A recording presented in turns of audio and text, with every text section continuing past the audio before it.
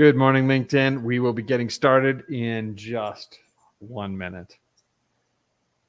Give you time to get filtered in. I've got my coffee. And actually, it's a tea today. Nice. Both green tea. All right, LinkedIn. Let me see here. Good morning. I'm Mike Black, and this is the Page Black Leadership series. And so what we do is every week I bring in experts to talk about challenges and solutions to those challenges that business leaders in the middle market face. And so this is Revenue Enablement Month, and we're just talking about all the components of revenue enablement. And the idea behind this is that if you don't have sales, if you're not growing your revenue, you are probably shrinking and you're in trouble. Eventually go out of business. So I do want to pause for just a second and say that I recognize that the world is in a different place this morning than it was yesterday. It's a sad day that we're at least a step closer as a world. We're a step closer to war, and parts of the war, in Europe, there is a war. So that's a sad thing. And my belief, I was talking about this before the call with Mike, my guest, and my belief in his is that we have to focus. I have no control over that, and I'm not an expert enough to really talk about it. So I'm not going to beyond just saying I think it's a sad day. And I want to focus on the things that we can do and what we can control. So let's talk about revenue enablement and specifically customer experiences. So customer experience started off in the early teens, so 2010, 2014. And it came from this realization that business leaders had that one of the easiest ways for them to grow their revenue is provide a better customer experience. I won't get into all the details because I think that's a chance for Mike. Let me go in and do a quick introduction of Mike. And there's my slide. So today I have Mike Bowers. He's a customer experience solutions sales executive. That's a mouthful for M Corp CX, and CX stands for customer experience. And he's been on the front lines with Fortune 500 branded manufacturers in B2B sales, and actually did sales training for $1 billion company for a while. In 2018 and 2019, he really he saw the light, I think is the word I would say, just because he'll light up when he talks about this. And he saw customer experience as the destination for companies that want to differentiate. And he'll get in today. I promise you that he will probably, because he did this the last time, he will probably get into the idea that customer experience and employee experience are linked. But I'll let him get into that. Quickly, before we get started, my name is Mike Black. I'm the CEO and managing partner of Page Black. That also means I'm the janitor. So whatever needs to be done, I do. But that said, if you, we'll get into us a little bit more later. Let's start with our first question. I'm saying new. It's 10 years old, I guess, in the grand scheme of things, that is new still. But explain this, Mike, explain this new area of business that we're calling customer experience. Let me get Mike in here to talk about that. Mike. Hey, Mike. It's great to be here. I just real quick, I want to second your comments about the geopolitical state of the world today. Certainly our hearts and prayers and thoughts are with those in the Ukraine and elsewhere that are suffering today. So I think your point was really well made that while those are things that are not in our control, we do have the ability to really focus on some things that are within your viewers' scope of influence, and that really can be customer centricity and customer experience. So thanks for having me. And again, I would also kind of note from a timeline, if there are any CX aficionados that are in your audience, I would want to note that really customer experience began its awakening, if you will, back around the beginning of the 2000s. But really picked up momentum in that 2011, 2012, 2013 range. Following the recession of 2008 and 2009, that companies really needed to focus not just on products, not just on innovation, but really how they're serving their customers and how their clients, partners are engaging with those companies as being becoming really a true differentiator. So, all right. I'm now scared that I'm going to get hate mail from people quick, who are aficionados. you will not. sorry for You will not. That would All be right. against the CX creed. Okay, very good. I'm glad to hear that. So, explain this new area of business, or the idea. What drove this, and how we get started. Yeah, I mean, the other thing, I mean, I think about what I want your listeners to walk away with, and there are a couple of things that if companies today, small, medium, and large, that are not focused on customer centricity, you're really missing an opportunity. And you're right. We could jump around here, but you're right. There is this very clear understanding of how employee engagement, employee experience ties directly into customer experience. But going all the way back to the 2000s, Bruce Timken is a very noteworthy name out there. He was with a group called the Timken Group. He was one of the original founders of the CXPA, which I became familiar with at the end of 2019. That's Customer Experience Professionals Association, the CXPA, and I actually lead the Atlanta network for the CXPA. So very, very defined disciplines around this, and grounded in facts. One notable is that companies that are sized at $1 billion in sales, once they begin to focus on the customer, focus on their clients, they can expect a $700 million ROI after 3 years. So that's extraordinary growth. And here's another little tidbit. The CMO survey, which is a Deloitte and Duke University survey that comes out every year, you can just Google CMO survey, analyzed all of the impacts of CMOs today. And CX was noted by far as the number one focus area for CMOs in 2021. And I would only guess that that's going to be the same for 2022. So the evidence is there. The return on investment is there. So.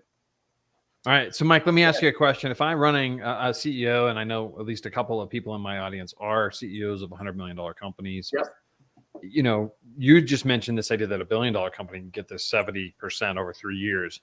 Is there data on the middle market? And I know everybody says different middle market. For me, a middle market is kind of that 10 million to 150 to 300 million, maybe 500 million is the way I think of it, perhaps incorrectly. Again, no hate mail, please. But is there evidence in that lower market? Yeah, I can't point to that evidence right now. It's a good question. I think I'd like to come back with maybe notes in the comments following our. Sure. But I'd love to provide that. I can tell you that, with by far the evidence is there that. Companies large and small will be positively impacted when they put the customer at the center.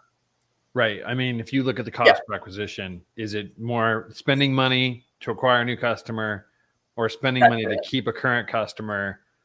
If you're not, at least if you're doing that much business and you're not experimenting, if you don't believe this idea that customer experience is a worthwhile investment, and I question that's the case, I believe it is, then you should do the data, like invest some money in customer experience and see what kind of returns you get. Can you increase that lifetime value?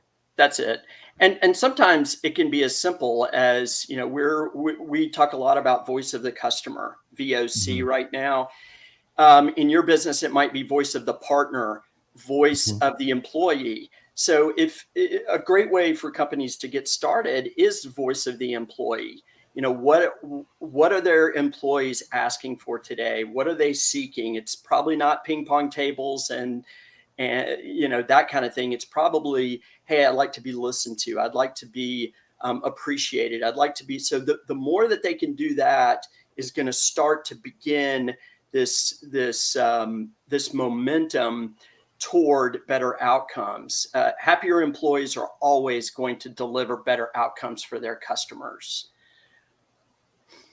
Right. So if I'm an employee, if I run a company where people are happy to come to work, that's it. And somebody else runs a company where their employees are not happy. One, we've got the Great Resignation where they're not going to exist because they're going to lose all their employees. One way that your listeners can get started right now is, how are they onboarding?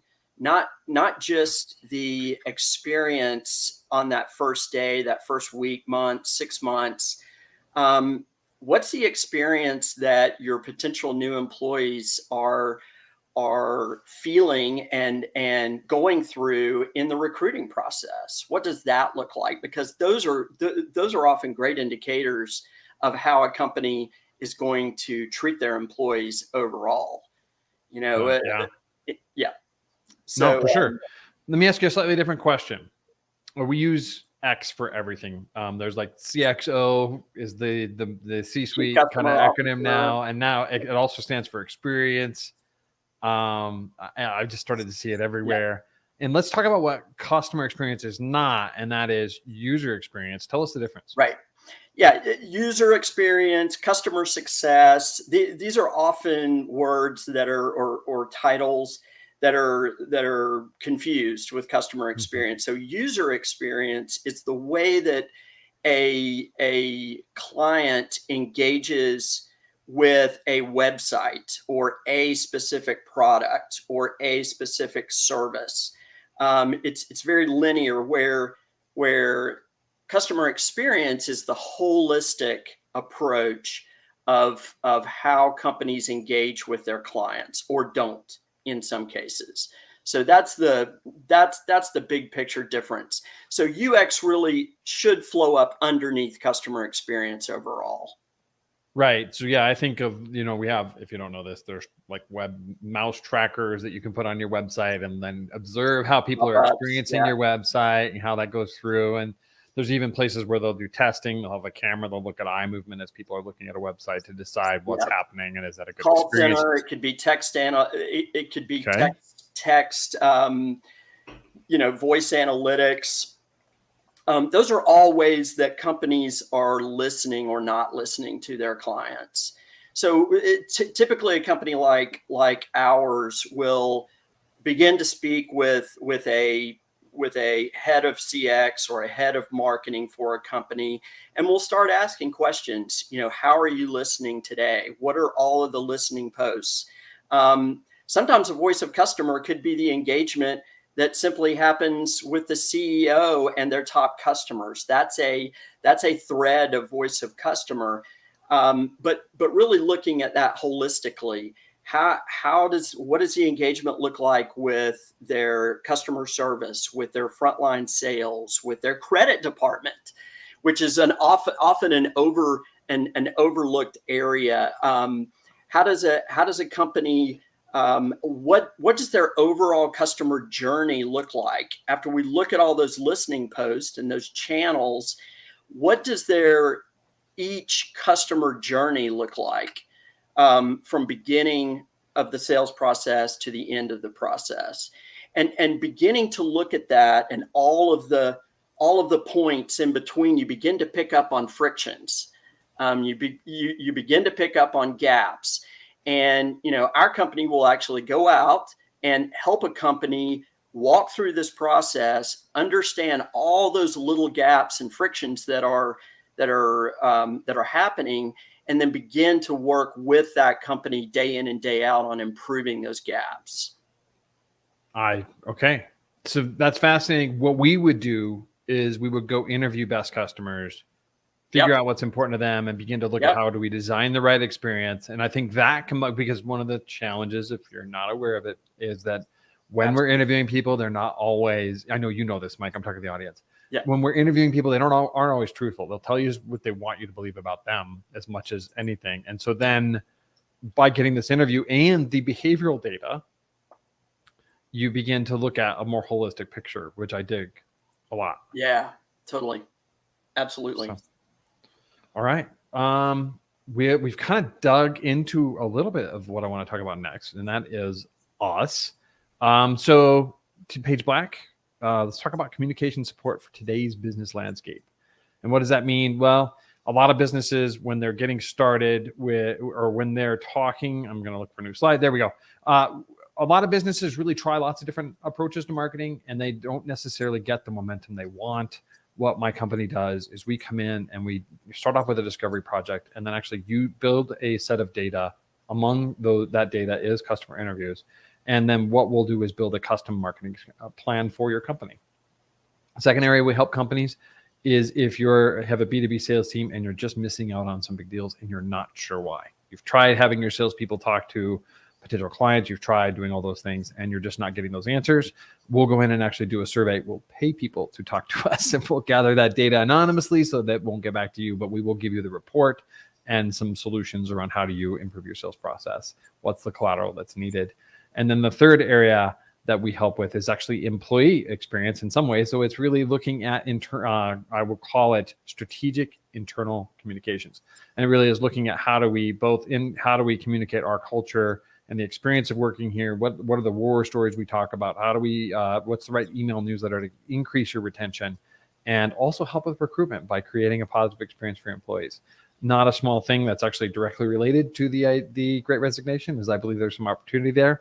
And I hope you agree. So let's go into our next question. 1 second.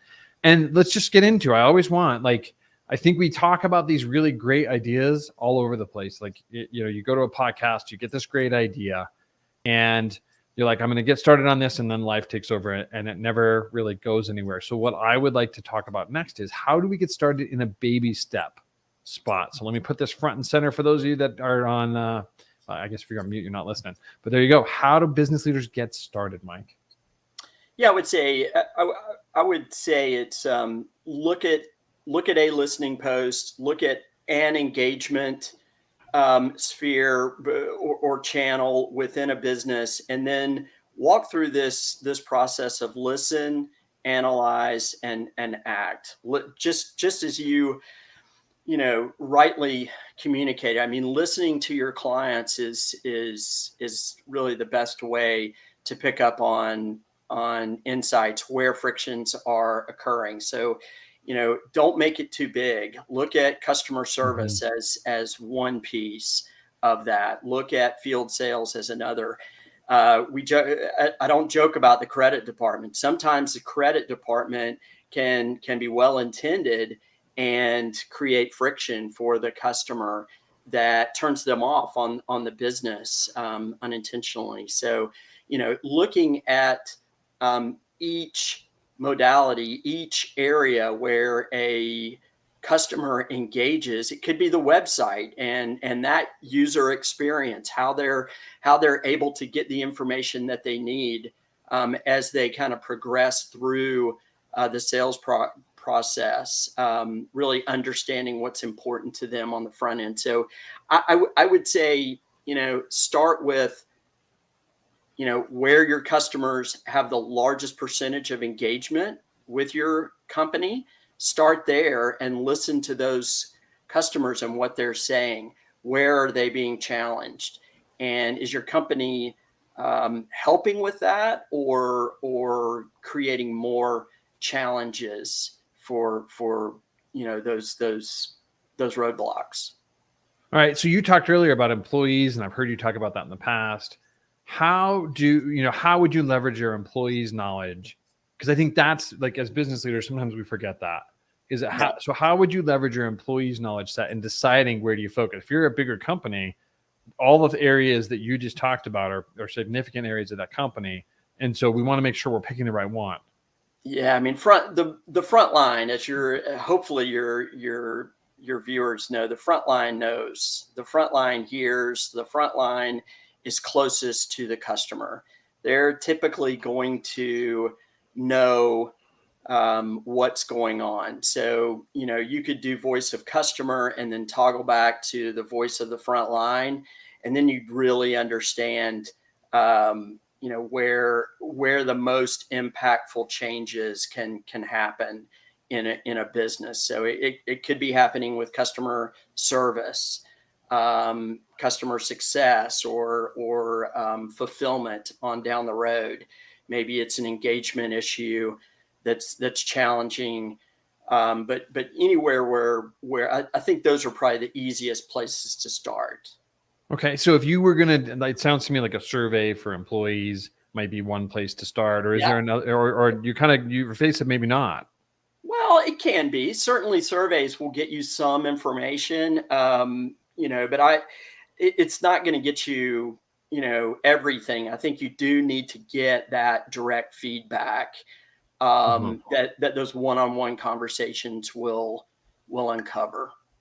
Okay, so you're saying business leaders go out and have lunch with your key employees, your top employees, and say, "Hey, where are we dropping the ball? Yeah, Where have absolutely. we messed up? Where are we? Where is it that customers are getting angry because they haven't gotten what they Right. expected?" Yeah, I mean, I begin to think of this whole product, product versus experience challenge that a lot of frontline Mhm. people have. Well, if I just had this one product, or if I just had this new product, or if I just had, where really I would challenge that. Yeah, those are important things, and so Mhm. product managers out there, don't shoot us. Product is important, but how those customers are able to engage with companies today, that to me is going to really begin to differentiate companies versus what's the newest gadget, what's the newest product or style that they're launching. I think if frontline sellers could focus more on experience, it would differentiate them from their competitors, peers. Interesting. So yeah, and I think that's true because I think it's easier, especially if you have a widget, a product, a Yeah, physical product. It's easier to replicate that than yeah, the experience side. That's much more difficult, and therefore will help you differentiate or stand out in yeah. the market. Yeah, back in my sales training days, I used to say, make it easy. Make it easy for your customers to do business with you. I mean, sometimes it's just that simple. It's going out to your key Mhm. customers and asking them, do we make it easy for you to do business with us? And are there others? And that begins to kind of shed away the whole discussion around price, the whole inflation issue. Again, not that those are not going to be important, Mhm. but the more that you can focus on how the company makes it easy for your clients, I think that directly ties into retention. Mhm. It's easier for their employees to have those conversations on the front end, as long as they begin to listen, and then the most important part of listen and analyze is the act part. Hey, we listened, we heard, and we're going to focus on that. And that So really is ultimately has to come from the C-suite. so is there a listen, analyze, Analyze it. act as kind of Yeah, this customer experience right, framework? right. Where do people drop the ball? I imagine it's easy. The listening part is hard because you don't want it. You don't want, if you're a business leader at a company you're proud of, you don't want to hear some of the bad news. It's hard to hear that. So you have to accept, live in reality, even though we hate it sometimes. Yeah, Then it's the analyze component. Again, don't. yeah, It's easy to kind of rationalize bad experiences rather than look at them objectively. And it's really important not to do that. And right. I'm sure most people on this call would not feel in these areas. But the act side, I think, is also difficult. What are the challenges you see there? Yeah, I think it's this analysis paralysis that you mentioned. I think it's not getting started. It's not Mhm. having a customer centric approach to your business. Things can. I was working with a client. We're working with a client right now that knows that their voice of customer is going to be rocky. They know it's going to be turbulent, so they've kind of pushed out some things while they work on some of the internal frictions that they know are impacting their customer experience. So that's an approach. I would just don't put your head in the sand. Don't begin to think that your customers aren't paying attention. Mhm. Um, it's again. I mean, to me, it's being authentic.